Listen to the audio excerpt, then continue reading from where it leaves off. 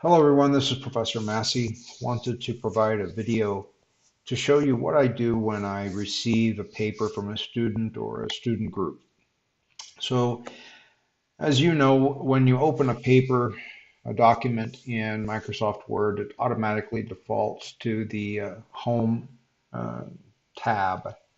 Okay, this is a paper that was written by a student in 2011 at another university where I worked. Wanted to use this as an example to show you what I do. Okay, so on the Home tab, I first go over to Select and I click on Select All. You see, and probably already knew, that it then selects everything in the document. The next thing I do is I click on the Review tab. And I go over here and I click on Track Changes. Okay, now, one thing I want to point out is that I use Microsoft Word 2010. There are, of course, earlier versions, and I use them occasionally if I have to, but I prefer 2010 because the newer versions have some features that I don't like. But these features that I'll be talking about, they exist on the version of Word that you're using as well. So I've selected all of the text. I have clicked on the Review tab and selected Track Changes. Now I'm going to go back to the Home tab, and I know that all APA formatted documents must be in Times New Roman. They all must be 12-point font, and they must all have black text. Now typically, almost always in fact, the text will be black. There are cases where, for instance, I might be writing a cover letter and I attach a resume. You know that if I have an English dictionary and I type out the word resume, it doesn't put the French accent on it for resume, and the word is actually resume, the verb to resume. So I go onto Google, I search for resume with the correct accent, I copy it, I paste it into a document or email, and it comes across as gray occasionally. So if it happens to me, I figure it can happen to you, so I'll just go ahead and click on that. The next thing that I do is that I click on this paragraph drop-down menu, and I'm paying particular attention to this spacing area. There are a couple of ways to do this. This is the way I like doing it. Clicking on this little pull-down menu here, I will then go to spacing, and I want 0-point spacing before, and I want 0-point spacing after, and I want double spacing because all APA documents, as you know, must be double spaced. I don't change anything else. Okay, and I click OK.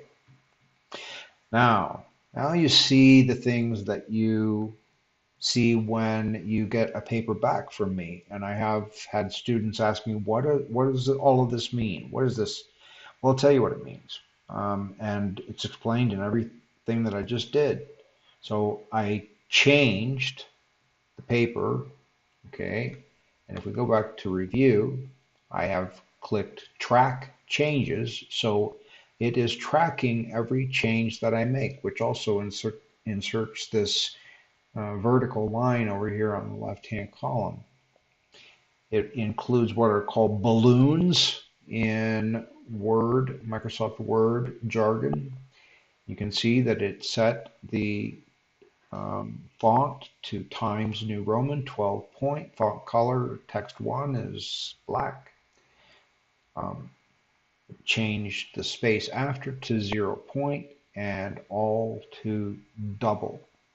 Okay, so that's what those are. Now you know what they are. I'll tell you in a bit how to remove them. So now let's go ahead and just go up here. I want to get into the header, and you'll know you don't double click on it, which is what I just did. You know you're in the header when up here the header and footer tools appears, and the default is for the design. And what I want to and must click on here is a different first page, because the first page header will be different than all other headers in the document. The next thing that I click on is Insert. I click on the Insert tab, and I come over here and I click on Page Number.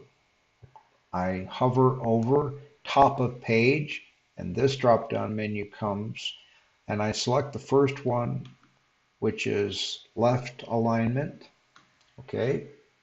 And I start typing, and I type running head and put a colon and then one space. APA allows you the option of providing either one space after colons and after the period at the end of a sentence. You can choose either one or two spaces. The key is to be consistent. The normal, it used to be that most people put in two spaces after a sentence or a colon. More recently, people have been putting only one in, but it doesn't matter. Pick one or two spaces. Either is APA style. And the key, though, is to be consistent. If you select one space after colons and after periods, use it every single time. If you select two, use two spaces after colons and sentences every single time. Now, you see that I have not put on all caps. I've capitalized the first word, the first letter, I should say, of running, and the first letter of head. I put a colon, I put a space, and now I put on all caps, and I use the same. You see that the student included a running head, but the student actually put it in the text of the document, which is not where it's supposed to be. But I'm going to use the same one, Professional Development Plan. And then I'm going to hit the Tab key one time, and it's going to take it. Now, it may not work that way for you. It depends. Sometimes for me it works this way. Sometimes I have to hit Tab a few times and then actually use the space bar. However, you get the number, the automatic page number, and you can tell whenever you have selected it because it all comes gray, all right? And when you, just another tool in this header and footer menu that you may find useful at times is this Format Page Numbers, okay? Now it default, it sets at Continue from Previous Section, and leave that alone. But sometimes if you're having problems with this, if it starts at 0, you should never start it at 0, first of all. But if you have any problems where it doesn't begin on page 1 and the next page is page 2, click on this page number pull down menu and on Format Page Numbers, okay? Now, why did we need to have a different first page? It's because this part, the running head with the colon and the space, that will not appear on any page except the first page, okay? So what I'm going to do now is I'm going to select the running head, Professional Development Plan, and the automatic page numbering, and I'm going to hold down the Control key and press C for copy. I'm going to go down. I'm now in the footer for, as you see, the first page footer. In APA style, there should be absolutely nothing in the footer of any document that is APA formatted. Don't put a page numbering down here. Don't put your name. Don't put the title of the paper. Do not put any text, nothing in the footer of an APA formatted document. If I go down one more time, I'm now on the header of page 2. I hold down the Control key and press V, and it puts what I copied. I go just in front. You see that I've gone just in front of the automatic number, which numbered to 2. So I go to the top. I see that I've got running head, upper and lower case, colon, space, all caps, professional development plan, and the automatic page number. Go down here, it's page 2, page 3, page 4, and so on. So that's the first thing I do, okay? Or the next thing I do, I should say. Now I'm going to go ahead and select this and delete it, okay, because we don't need that there.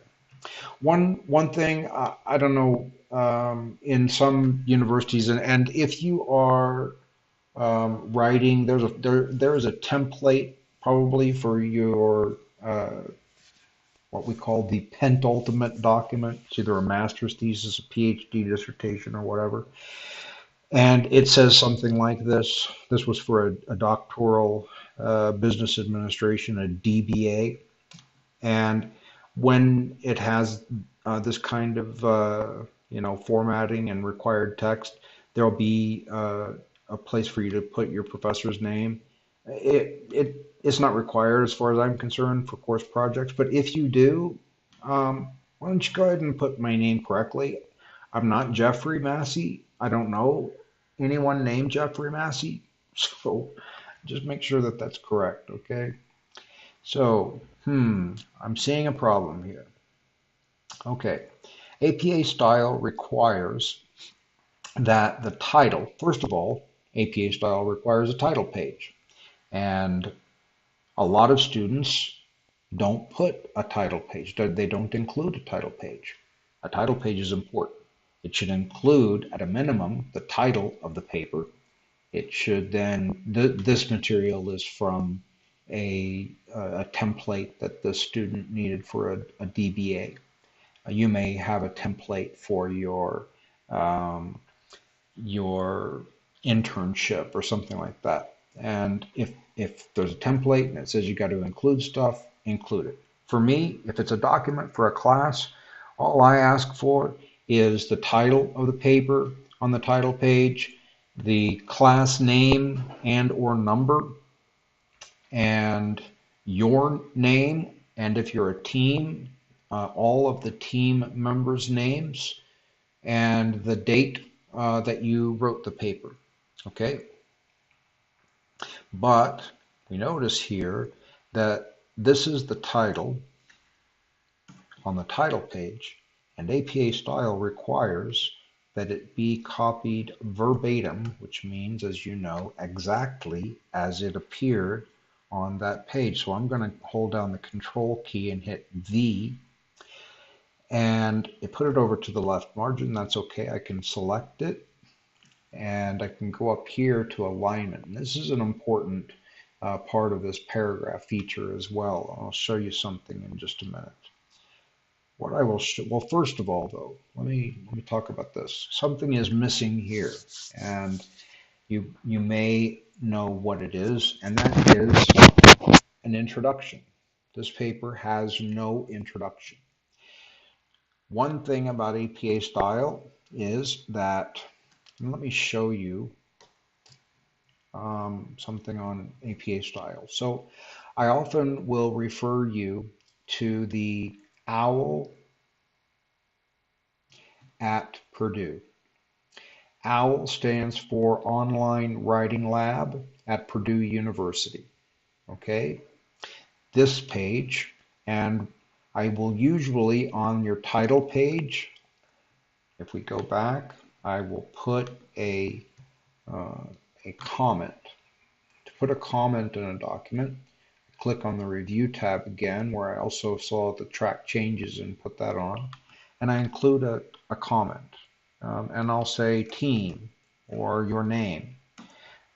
Scholar, practitioners, and I'll probably try to spell it right. And I haven't yet.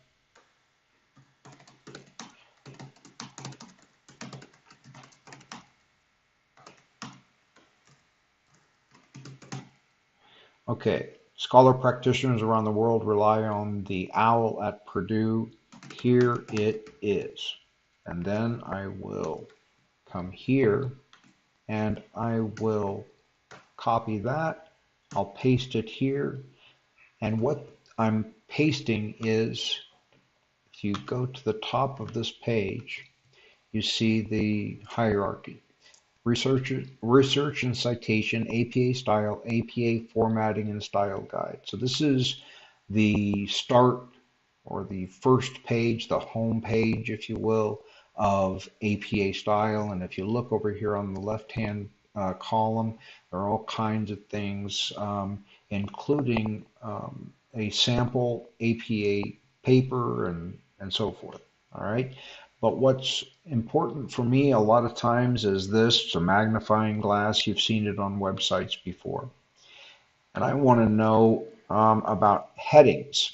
So I'm going to type in the word headings. And when I do, I see this, APA headings and seriation. You know what a TV or television series is? It comes on every week or something like that. And that's what seriation means. That's what series means. One in a series of three. One, two, three, right? So don't worry about seriation. We're not really going to mess with or focus on seriation. What we're interested in are the 5 levels of headings in APA style, and especially the first 2 and maybe 3.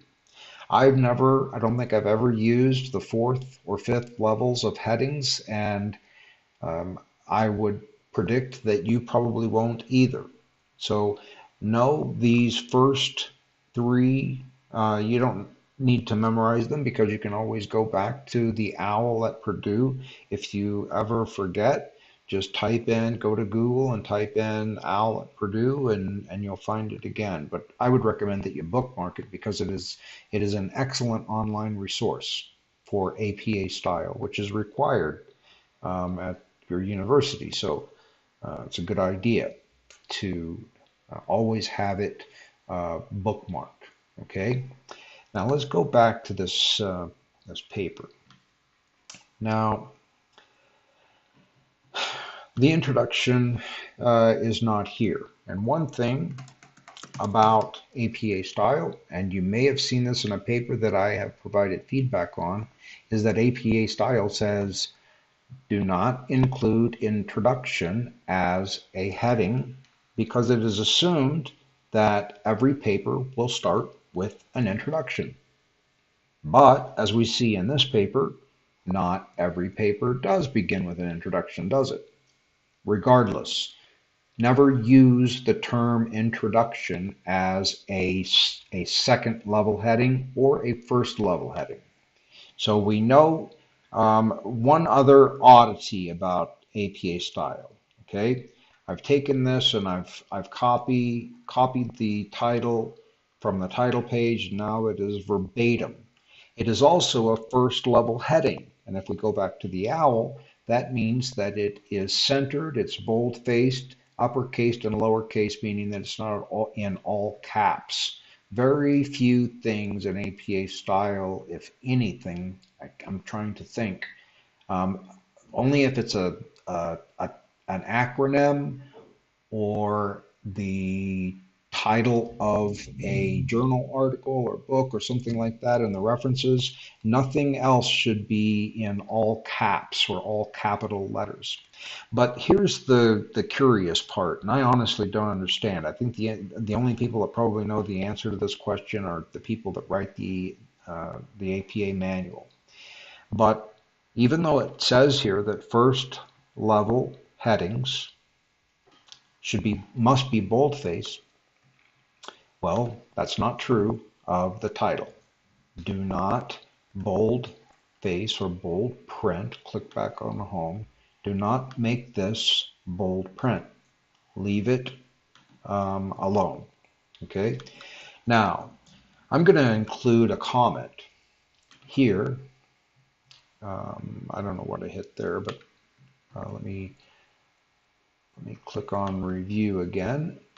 And I've got a comment. I'm going to say, remember to include an introduction that contains the following. An attention getter. This could Google attention getter, and you're going to find advice. One type of attention getter is what's called a startling statement of fact. So something that is surprising to hear. I remember when I was in university, I gave a speech about world hunger. And at that time, UNICEF said, based on the data that they had, that 150,000 people starve to death every day on the planet. That's a tragic thing, and it gets people's attention. And it hopefully gets everyone's attention, and you think, well, how can people be starving to death in a world where we have enough resources for everyone? And yeah, that's a good question. But we're not going to get into that, but it gets your attention. So try to come up with something related to your topic that will get the reader's attention. Next, you want to state the purpose of the paper, and then you want to preview the main points of the paper. And I've told you probably in class, this is the tell them what you're going to say, or tell them what you're going to write it, and then in the conclusion, tell them what you said, tell them what you wrote.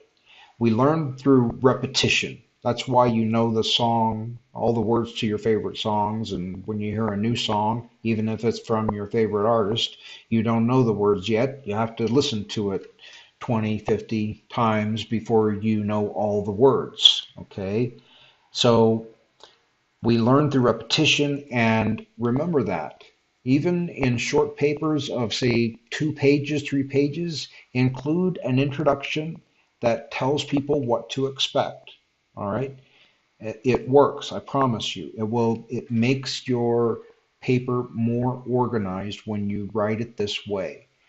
Think of an introduction as a roadmap. Back when we used to use roadmaps, now we use Google Maps or some other map application. But when we had paper maps that we had to use, and sometimes we still need to use a paper map, and even with Google Maps, it tells us what to expect. If we've got it set and synced with our car's audio system, it'll say, in 500 meters, turn right. Yeah. So it's telling us what to expect. Think of an introduction for a paper in the exact same way. It tells the reader what to expect. So the reader doesn't get surprised and say, well, why is this information in this paper? What does it have to do with the purpose of the paper? Okay, so include an introduction. This student did a good job with the second level heading. If we go back over here, we see a second level heading is left aligned. That means it is over on the left margin. It is bold-faced. It is. It is upper and lower case. Like I said, there are very few things in APA that will be all caps. Acronyms like UNICEF and maybe the title of a journal or book that may be in all caps, but otherwise don't use all caps. Okay, so the student's done a good job here, and one thing that we see here is a green squiggly line. In English, we call it squiggly. Squiggly. It's the kind of shape. It's going up and down and up and down and up and down. Okay? So could it be that there's an extra space in here? Yes, it is, right? So if we delete that, that green squiggly goes away. All right? And if it's a red squiggly line, that means it is a misspelling.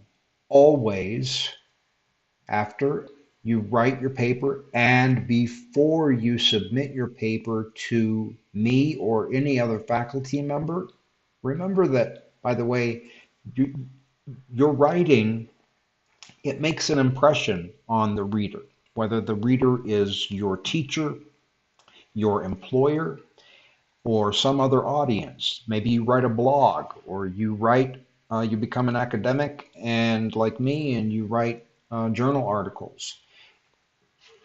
Let me just ask you a question that I know the answer to. If you are reading an article, a newspaper article, something that is a blog, an online story, and you see some kind of a misspelling or a typographical error, does it diminish the credibility that you have for that source? It does. And maybe even if it's just subconsciously, we don't maybe think about it, but when we see those things, it diminishes, it reduces the credibility that we have for the author of whoever wrote that blog, that paper, that website. And that is something that we do not want to have happen. We want to pay attention to detail, and we want to make sure that there are no grammatical or spelling errors. So always run a spelling and grammar checker in English. Okay. I want to show you something else because I see this sometimes, and that is what's referred to as justification or alignment. And it's these right here. So this is correct. The student has this correctly aligned. It is aligned only on the left margin. You hover over that, you see align text left, okay? This is center, that's not correct. This is right justification or alignment, that's not correct. This is what I often see. Full justification or alignment on both the right and left margin. That's not correct. This is correct, okay? Another thing, the only paragraph that I know of in APA style that is not indented, which is what this is the abstract. If you include an abstract, do not indent the paragraphs, okay? But every other paragraph in APA style is indented. So let's go on down and see if there's anything else that okay, so there's something going on here. It's a strength and a priority. So they're recommending that you delete the A here. I don't think proficiency in the English language is strength. You can see how they've misinterpreted it. Maybe you can. You don't have to make all the changes that Microsoft Word automatically finds. This one is a case where that would be incorrect if you changed it that way. Okay. So let's go on down and here are a couple of issues that are important. We see another one of these green squiggly lines. Why? Because this student has left a space there. There is no space after an open parenthesis and the first letter, and there's no space, and this is done correctly, after the last character and the closed parenthesis. So we go over here and we just click delete, and the green squiggly goes away. But there's something else that's wrong here, something that needs to be added, and that is either the page or paragraph number. Now, given that this is written in 1933, it would be a page number, because page numbers we use for traditional media, traditional references or resources, like journal articles, newspapers, or books or book chapters. In 1993, there were no electronic media, and electronic media like websites, those use paragraph. So I'm going to put in here, and it's tracking my changes so the student sees it, a comma, space, P period, space, and then I'm just going to put the number sign. And that's saying, okay, I need you, I'm communicating with the author, and I'm saying to you, okay, I need you to go find what page you found this quote on. If it were a non-traditional electronic reference, I would type in PARA, short for paragraph, period, space, and the number. Now, let's go to that one website you probably know that I like a lot, and that's starbucks.com. Okay, and let's go to um, coffee, um, and uh, let's say explore our coffees. I didn't plan on this, so I don't know what I'm going to find here. And I'm finding nothing, um, unfortunately. Um, so let's go to the sitemap real quick um, and see if we can find. I want to find out something about uh, Starbucks stories. Not sure about that. Coffees. Um, I'm going to find something like about us. And maybe we could go to, no, that's not what I'm wanting either. Let's see what this Starbucks Stories has for us. Okay, so this is actually something that they wrote. I apologize for this taking a little time for me to get to, but I wanted to give you an example of how we cite a quote. So let's say that you want to take this. No, I don't like that. A lot of quotes. Okay, let's take this one. In July 2018, Starbucks announced, and we like this whole sentence, so we're going to quote it. Now, we copy and paste it into our document, but how do we figure out? There's no page number. The best thing that we've come up with is to start from the top and count the paragraphs. This is paragraph 1, this is paragraph 2, this is paragraph 3, paragraph 4, and the quote that we like and want to use is in paragraph 5. So, assuming that this were not Franklin Delano Roosevelt, the President of the United States that took us out of the Great Depression and through most of the World War II. So, paragraph 5. Okay, it's that Starbucks article and not FDR as he's called. Okay, so go on down and see if there's anything else. They've done a great job of organizing their paper. Notice this is why. This is one of the main reasons why we use headings, because it organizes the paper for the reader, but it also organizes the paper for you. You all know what a SWOT analysis is. And when you have a heading that says, or a header that says strengths, you know that everything under this is strength and it is not weakness, opportunity, or threat. It is only strength that is in the strengths of the organization or person or whatever that is in this section, not any other, not a weakness, opportunity, or threat. In this one, we know that you know that everything is opportunity, and the reader does too. So it is a tremendous aid in helping to organize the paper. Now we're at the end of the paper.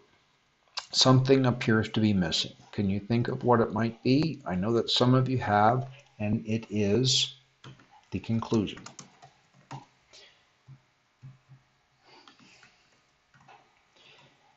And I want to go here to alignment again, and I want to put center spacing there. I'm going to now hit the return key, and it's still center spacing. I hit the tab key, and I start typing, blah, blah, blah. Okay. Now, one thing that the author of the text did for us already, but I want to show you the importance of it. So let me take this text out just for a minute. Okay.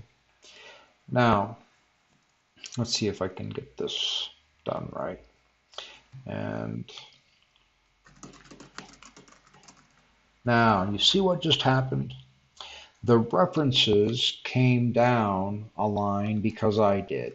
And every time that I go down and hit return again, references go down. But the thing is, that references title, every single time, well, it must appear on the beginning of a new page. And what I just did was what's called inserting a hard page break. And I've gone to this website before, so it predicted it. This is a real simple website because it's actually a real simple thing to do, but I sometimes will provide you with this link. You hold down the control key and you hit enter to get a hard page break. And for references, if you have appendices or an appendix, these pages must start on a fresh new page. So I'm holding down the control key, I hit enter. That means that no matter what I do, let me just try that again because it didn't do it. It should mean that no matter what I do,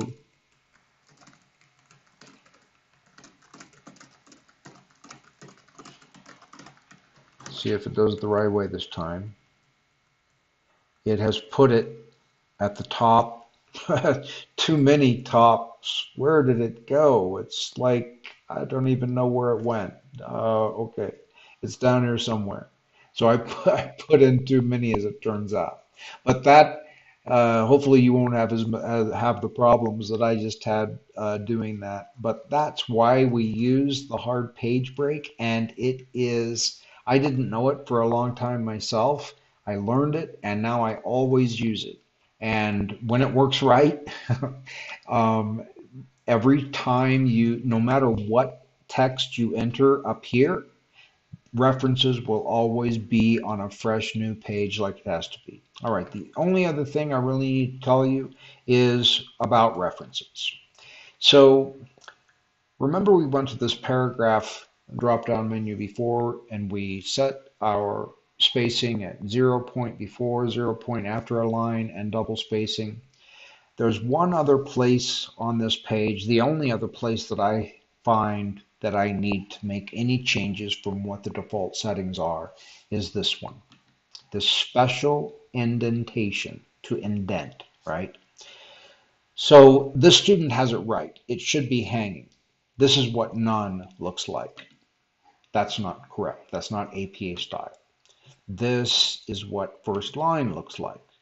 It is also not correct. It is not APA style. The correct one is what the student had already, which is the hanging indent, and we click OK, and it does it for us automatically. Do this.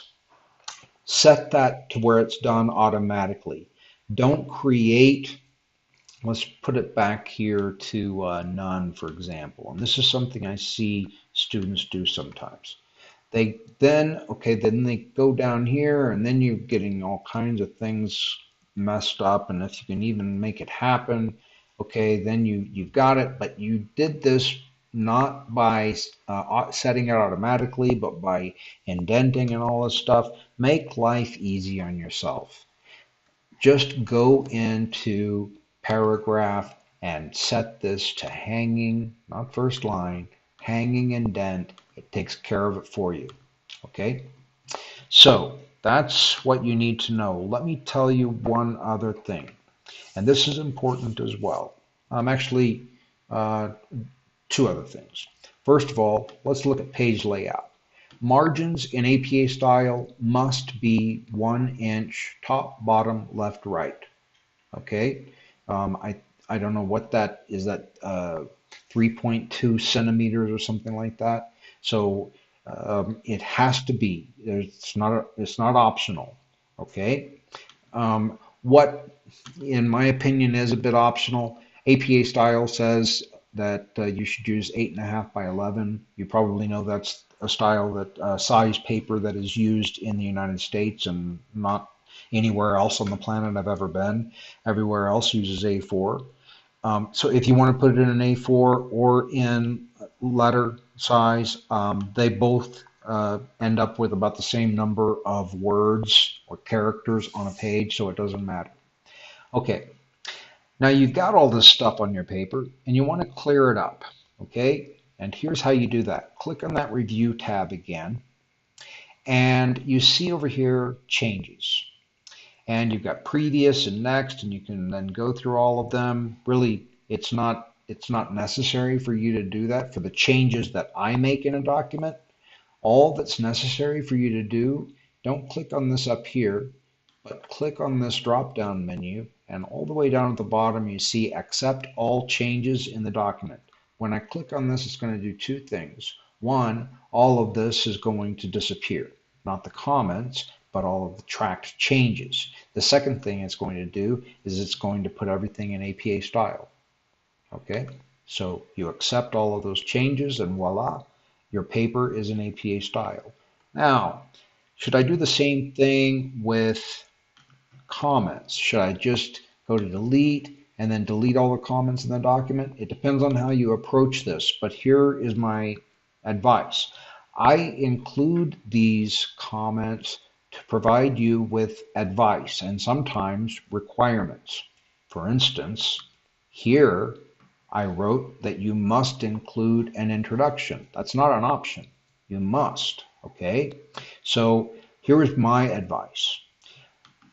All right, so thank you, Professor Massey, for providing that information. I've now bookmarked the OWL at Purdue, and I will delete that comment.